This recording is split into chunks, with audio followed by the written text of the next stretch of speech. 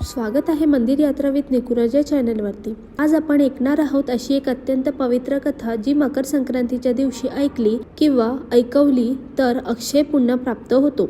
शास्त्रात सांगितलेले आहे संक्रांतीच्या दिवशी शुभ श्रवण केल्याने जन्मोजन्मीचे पाप नष्ट होते।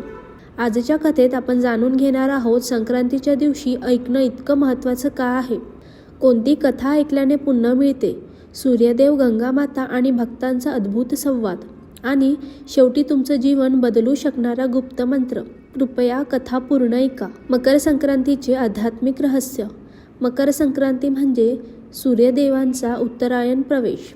या दिवशी देव सकाळी पृथ्वीवर अवतरतात, पितर जागृत होतात, दान, जप, कथा श्रवणे यांचा 1000 पटीने पुण्य मिळते।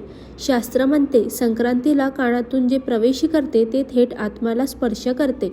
म्हणूनच या दिवशी कथा ऐकणे हे पूजे इतकेच महत्त्वाचे आहे। भक्त नीलकंठाची कथा। खूप वर्षापूर्वी नीलकंठ नावाचा एक गरीब होता, पण अत्यंत श्रद्धावान भक्त होता। तो ना उपवास करू शकत होता, ना दान देऊ शकत होता, ना पूजा साहित्य विकत घेऊ शकत होता। मकर संक्रांतीचा दिवस आला, संपूर्ण गाव मंदिरात गेले। नीलकंठ मात्र मंदिराच्या पायरीवर बसून राहिला। तेवढ्यात एक वृद्ध साधू त्याच्याजवळ आला। साधू म्हणाले, आज तू फक्त ऐक, एवढंच कर। मग साधूंनी सूर्यदेवाची, गंगेची आणि उत्तरायणाची कथा सांगायला सुरुवात केली। नीलकंठाचे डोळे भरून आले, तो अंतःकरणातून कथा ऐकत राहिला। कथेत साधू सांगतात, सूर्यदेव गंगेला म्हणाले, मकर संक्रांतीच्या दिवशी जो भक्त श्रद्धेने माझी कथा ऐकतो त्याच्यावर मी कृपा करतो। गंगा माता म्हणाल्या, जो ऐकतो तोच खरा स्नान करतो। या दिवशी श्रवण हेच तीर्थस्नान मानले जाते।